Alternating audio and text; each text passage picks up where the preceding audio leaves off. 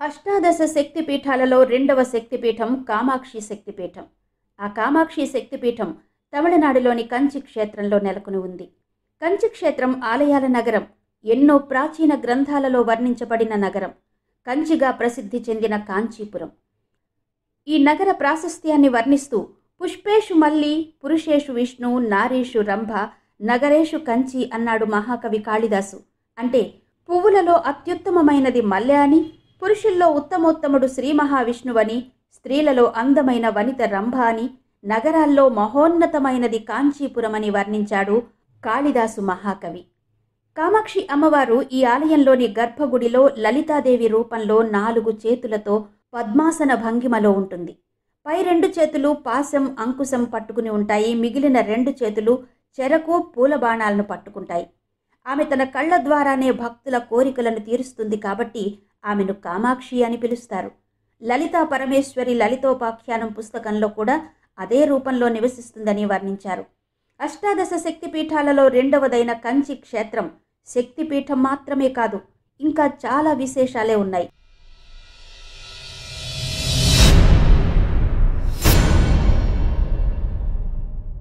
శక్తి క్షేత్రాలుగా ప్రసిద్ధి చెందిన 3 క్షేత్రాలలో ఒకటి కంచి క్షేత్రం. కంచి కామాక్షి, మధుర మీనాక్షి, కాశీ విశాలాక్షి ఈ 3 మహామహిమాన్వితమైన శక్తి క్షేత్రాలుగా ప్రసిద్ధి చెందాయి. అందులో ఒకటి కంచి క్షేత్రం. ఇక పంచభూతలింగాలలో ఒకటి ఇక్కడే ఉంది. ఈ క్షేత్రం 108 వైష్ణవ దివ్య క్షేత్రాలలో ఒకటి. ఇక్కడ శ్రీ మహావిష్ణువును వామనమూర్తిగా ఆరాధిస్తారు. అష్టాదశ శక్తిపీఠాలలో రెండవదైన కంచి క్షేత్రంలో సతీదేవి కంకాళం పడిందని కొన్ని కథనాలు చెబుతుంటే, సతీదేవి వీపు భాగం ఇక్కడ పడిందని మరికొన్ని కథనాలు చెబుతున్నాయి. ఇక్కడ అమ్మవారు కామాక్షిదేవిగా కొలువు తీరింది. కామాక్షి అమ్మవారిని కామాక్షి తాయి అని, కామాక్షి అమ్మన్ అని పిలుచుకుంటారు స్థానికులు. పద్మాసనంలో కూర్చున్న అమ్మవారిని దర్శనం చేసుకుంటే శాంతి సౌభాగ్యాలు లభిస్తాయని భక్తుల నమ్మకం. ఈ క్షేత్రం తమిళనాడులోని చెన్నై పట్టణం నుంచి 75 కిలోమీటర్ల దూరంలో ఉంది. కా అంటే సరస్వతి రూపం, మా అనేది లక్ష్మీదేవి రూపం, అక్షి అంటే కన్ను అని అర్థం. కంచిలో అమ్మవారు సరస్వతి, లక్ష్మి 2 కన్నులుగా కొలువు తీరింది అని ప్రతీతి. కామాక్షిదేవి ఆలయాన్ని గాయత్రి మండపంగా పిలుస్తారు. ఇక్కడ అమ్మవారు శ్రీ కామాక్షి, శ్రీ బిలహాసం, శ్రీచక్రం అనే 3 రూపాలలో దర్శనమిస్తుంది. ఆలయంలోని అమ్మవారు పద్మాసనంపై కూర్చుని చేతులతో పాశం, అంకుశం, పుష్పబాణం, చెరుకు గడలతో దర్శనమిస్తుంది. ఈ రూపంలో ఉన్న అమ్మవారిని దర్శనం చేసుకుంటే శాంతి సౌభాగ్యాలు లభిస్తాయని భక్తుల నమ్మకం. ఇక్కడ మరొక విశేషం ఏంటంటే, ప్రతి ఆలయంలోనూ ఆయా దేవతకు సంబంధించిన బీజాక్షరాలు చెక్కిన ఒక యంత్రాన్ని పీఠంలో ఉంచి దాని మీద దేవత విగ్రహాన్ని ప్రతిష్ఠ చేస్తారు. దానినే ప్రాణ ప్రతిష్ఠ అంటారు. కానీ ఇక్కడ కామాక్షి అమ్మవారి ఆలయంలో మాత్రం అలాంటి యంత్రం కామాక్షమ్మ విగ్రహానికి ఎదురుగా ప్రతిష్ఠించబడి ఉంటుంది. పూజా కార్యక్రమాలన్నీ కూడా ఈ యంత్రానికే జరుగుతాయి. ఈ యంత్రం వెనుక ఒక పురాణ కథనం ఉంది. రాక్షస సంహారం తర్వాత అమ్మవారు క్రూరంగా ఉండేదట. ఆమెను శాంతింపచేయడానికి దేవతలు ఇక్కడ గాయత్రి మండపాన్ని నిర్మించారు. ఇక్కడ 24 స్తంభాలు గాయత్రి మంత్రంలోని 24 అక్షరాలను సూచిస్తాయి. ఉగ్రదేవత సింహాసనంలో కూర్చుండబెట్టి గాయత్రి మండపం తలుపులు మూసివేసి వారు రాత్రంతా దేవిని ప్రార్థించారు. మరుసటి రోజు దేవతలు తలుపులు తెరిచినప్పుడు అమ్మవారు పద్మాసన భంగిమలో లలితా పరమేశ్వరిగా నవ్వుతున్న రూపంలో కనిపించింది. కామాక్షి అమ్మవారు ఈ రూపంలో శ్రీముఖ సంవత్సరం, తమిళ మాసిమాసం, పూర్వ ఫల్గుని నక్షత్రం శుక్రవారం నాడు దర్శనమిచ్చింది. అందుకనే ప్రతి సంవత్సరం తమిళ మాసిమాసంలో 10 రోజుల పాటు బ్రహ్మోత్సవాలు జరుపుకుంటారు. పూర నక్షత్ర అవతార దినం కూడా ఇందులో ఉంటుంది. మరో కథనం ప్రకారం ఇక్కడ అమ్మవారు ఉగ్రరూపిణిగా ఉంటూ బలులు తీసుకుంటూ రాత్రిపూట కాళికా రూపం ధరించి ఆలయం నుండి బయటకు వచ్చి ఊరంతా సంచరిస్తూ ఉండేదట. ఆ పరిస్థితిలో ప్రజలంతా భయభ్రాంతులకు గురైతే ఆదిశంకరాచార్యుల వారు కఠోరమైన తపస్సు చేసి ఆమెను ప్రసన్నురాలిని చేసుకుని ఇక ముందు తన అనుమతి లేనిదే ఆలయం దాటి బయటకు వెళ్లకుండా ఉండేటట్టు వరం పొందారట. దానికోసమే ఆయన ఈ యంత్రాన్ని తయారు చేసి అమ్మవారి విగ్రహం ఎదురుగా బంధ ప్రతిష్ఠ చేశారు అని చెప్తారు. అందుకే అమ్మవారు ఉత్సవాలకు మాత్రం ఉత్సవ కామాక్షి ప్రాంగణంలోనే ఉన్న శంకరుల వారి అనుమతి తీసుకుని అప్పుడు దేవాలయ ప్రాంగణం నుంచి బయటకు వస్తుందని కూడా ఓ కథ ప్రచారంలో ఉంది. కామాక్షిదేవి ఈ కంచి క్షేత్రంలో మట్టితో చేసిన శివుని విగ్రహాన్ని పూజిస్తూ ఆరాధించేదట. శివుడు ఆమె భక్తిని పరీక్షించడం కోసం కంబనది రూపంలో పెద్ద పెద్ద అలలతో వచ్చాడట. ఇంత విపత్తు ఎదురైనా తన తపస్సును మాత్రం వీడలేదు కామాక్షి అమ్మ. దాంతో శివుడు అలల ఉద్ధృతిని ఇంకా ఇంకా పెంచేశాడట. అప్పుడు కామాక్షిదేవి తన 2 చేతులతో శివలింగాన్ని పట్టుకుని అలల నుంచి కాపాడిందని ఇక్కడి స్థల పురాణం చెబుతోంది. దేవి సూది మొనపై కూర్చుని పంచాగ్నుల మధ్య నిలబడి శివుడిని గూర్చి తపస్సు చేసింది. ఆ కఠినమైన తపస్సుకు సంతసించి శివుడు ఆమె ఎదుట ప్రత్యక్షమై వివాహమాడినట్టు ప్రతీతి. ఈ కోవెల ప్రాంగణం చాలా విశాలంగా ప్రశాంత వాతావరణంలో ఉంటుంది. ఇక్కడ ప్రతిరోజు ప్రాతకాలంలో శ్రీ కామాక్షిదేవి ఉత్సవమూర్తిని మేలుకొలిపి నైవేద్యం సమర్పించి హారతి ఇచ్చి ఉత్సవమూర్తిని పల్లకిలో ప్రదక్షిణగా ఆలయంలోకి తీసుకుని వస్తారు. ఆ తర్వాత అమ్మవారి ఎదురుగా గోపూజ చేస్తారు. అనంతరం అమ్మవారి ద్వారానికి ఉన్న తెర తొలగించి హారతి ఇస్తారు. ఆ సమయంలో భక్తులు అమ్మవారి విశ్వరూప దర్శనం చేసుకోవచ్చు. కామాక్షిదేవి ఆలయానికి ప్రాతకాలం 5 గంటలకే వెళితే ఈ గోపూజను చూడవచ్చు. కామాక్షిదేవి ఇక్కడ 5 రూపాల్లో కొలువై ఉన్నారు. గాయత్రి మండపంలో కొలువై ఉన్న అమ్మవారిని మూలదేవతగా పరిగణిస్తారు.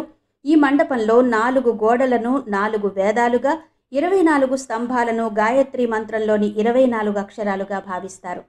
తపో కామాక్షి, అంజనా కామాక్షి, స్వర్ణ కామాక్షి, ఉత్సవ కామాక్షి అనే మరో 4 రూపాల్లో ఇక్కడ అమ్మవారు కొలువై ఉన్నారు.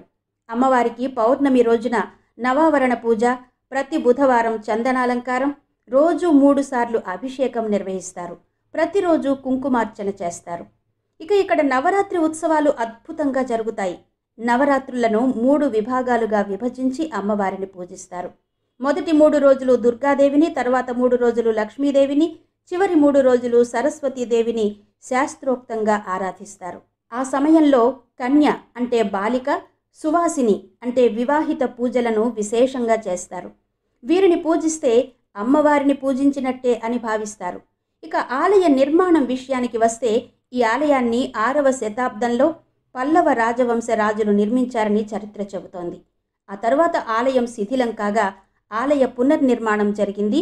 శ్రీ కామాక్షిదేవి ఆలయంలో అమ్మవారి గర్భాలయం వెనుక భాగంలో శ్రీ ఆదిశంకరుల ప్రతిమ ప్రతిష్ఠించబడింది.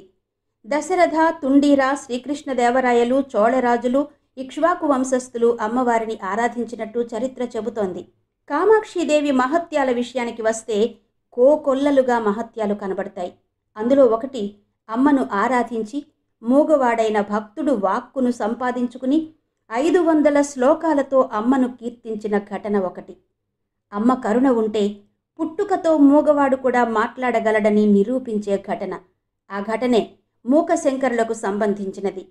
ఆ మూకశంకరులే కంచి క్షేత్రంలో ఆది శంకరాచార్యులు వారు ఏర్పాటు చేసిన శంకర పీఠం సర్వజ్ఞ పీఠంలోని 20వ పీఠాధిపతి. ఈ మూకశంకరులు సాధారణ శకం 398 నుంచి 437 వరకు పీఠాధిపతిగా ఉన్నారు. వీరు పీఠాధిపతి అవడానికి అమ్మవారు వీరి విషయంలో చూపిన మహత్యం అద్భుతం. ఒకరోజు పుట్టు మూగవాడు పండితుల కుమారుడైన మూకశంకరులు కామాక్షి అమ్మవారి ఆలయంలో కూర్చొని ఉన్నారు. అక్కడే మూకశంకరులకు సమీపంలోనే మరో సాధకుడు కూడా అమ్మను ధ్యానిస్తూ కూర్చుని ఉన్నారు. అప్పుడు సాక్షాత్తు కామాక్షిదేవే ఒక మామూలు స్త్రీ రూపంలో తాంబూలం నములుతూ అక్కడికొచ్చింది. అలా వచ్చిన అమ్మ ఆ సాధకుని దగ్గరకు రాగానే తాను నములుతున్న తాంబూలం తీసి అతనికిచ్చింది. అయితే ఆమెను ఒక మామూలు స్త్రీగా భావించిన ఆ సాధకుడు ఆ తాంబూలం ఎంగిలి అని భావించి తీసుకోలేదు. అప్పుడు కామాక్షిదేవి ఆ పక్కనే ఉన్న మూకశంకరులకిచ్చింది. ఆయన దానిని మహాప్రసాదంగా తీసుకుని కళ్ళకద్దుకుని నోట్లో వేసుకున్నారట. అంతే, అమ్మ అనుగ్రహంతో తక్షణమే మూగవాడైన మూకశంకరులకు మాట వచ్చింది. కవితా ప్రవాహం వెల్లువలా ఉబికింది. వెంటనే అమ్మవారిని చూస్తూ భక్తిగా ఆశువుగా అమ్మవారి గొప్పతనం వర్ణిస్తూ 100 శ్లోకాలు, అమ్మవారిని స్తుతిస్తూ 100 శ్లోకాలు, అమ్మవారి నవ్వును వర్ణిస్తూ 100 శ్లోకాలు, అమ్మవారి పాదపద్మాలను వర్ణిస్తూ 100 శ్లోకాలు, మొత్తం 500 శ్లోకాలు ఆశువుగా చెప్పారు మూకశంకరుల వారు. ఈ శ్లోకాలనే మూక పంచశతి అంటారు. అమ్మవారి అనుగ్రహంతో ఇలా పంచశతి శ్లోకాలు చెప్పిన తర్వాత కామాక్షీదేవి ఆనందంతో నీకేం వరం కావాలో కోరుకో అని అడిగిందట. అప్పుడు మూకశంకరులు వారు, అమ్మా, నిన్ను కీర్తించిన ఈ నోటితో మళ్ళీ లౌకికమైన మాటలు మాట్లాడలేను, అందుకే నన్ను మళ్ళీ మూగవాడిని చెయ్యి అని అడిగాడట. సరేనంటూ అమ్మవారు ఆయనను మళ్ళీ మూగవాడిని చేసేసింది. ఈ విషయం తెలుసుకున్న అప్పటి కామకోటి పీఠాధిపతి మార్తాండ విద్యా ఘనేంద్ర సరస్వతి స్వామివారు మూకశంకరుల తల్లిదండ్రుల అనుమతితో ఆయనకు సన్యాసమిచ్చి పీఠానికి ఉత్తరాధికారిగా నియమించారు. ఇలా అమ్మవారి మహిమలు ఎన్నెన్నో. అమ్మవారి ఆలయం విశాలమైన ప్రాంగణంలో ప్రశాంతతకు మారుపేరుగా ఉంటుంది. ప్రతిరోజు ఉదయం 6 గంటల నుంచి మధ్యాహ్నం 12:30 గంటల వరకు, తిరిగి 4 గంటల నుంచి రాత్రి 8:30 గంటల వరకు అమ్మవారి దర్శనం చేసుకోవచ్చు. ఇక ఈ క్షేత్రానికి ఎలా వెళ్లాలో చూద్దాం. కంచి క్షేత్రానికి బస్సు, రైలు మార్గాల్లో చేరుకోవచ్చు. రోడ్డు మార్గం ద్వారా వెళ్ళాలి అంటే తిరుపతి చేరుకుని అక్కడి నుంచి వెళ్ళవచ్చు. తిరుపతిలో స్వామి దర్శనం చేసుకుని అక్కడి నుంచి కూడా వెళ్ళవచ్చు. తిరుపతి నుంచి కంచికి నేరుగా బస్సులుంటాయి. అలాగే హైదరాబాద్, విశాఖపట్నం, విజయవాడ లాంటి నగరాల నుంచి కూడా బస్సులో నేరుగా చెన్నై వెళ్ళి అక్కడి నుంచి కోయంబేడ్ బస్ స్టేషన్కి వచ్చి కంచికి బస్సులో వెళ్ళొచ్చు. ఇక రైలు మార్గంలో వెళ్ళాలి అంటే చెన్నై వరకు రైల్లో వెళ్ళి అక్కడి నుంచి లోకల్ ట్రైన్ ద్వారా చేరుకోవచ్చు. మరో మార్గం అంటే తిరుపతికి నేరుగా ట్రైన్లో వెళ్ళి అక్కడి నుంచి పుదుచ్చేరి వెళ్లే రైల్లో కూడా కంచికి వెళ్ళవచ్చు. ఇక విమాన మార్గం ద్వారా వెళ్ళాలంటే చెన్నై విమానాశ్రయం వరకు విమానంలో వెళ్ళి అక్కడి నుంచి ప్రైవేటు వాహనాల ద్వారా కంచికి చేరుకోవచ్చు. ఇవి 2వ శక్తిపీఠం కంచి క్షేత్ర విశేషాలు. మరో చక్కటి ఆధ్యాత్మిక విశేషంతో మళ్ళీ మీ ముందుకు వస్తాను. అంతవరకు సెలవు. నమస్తే.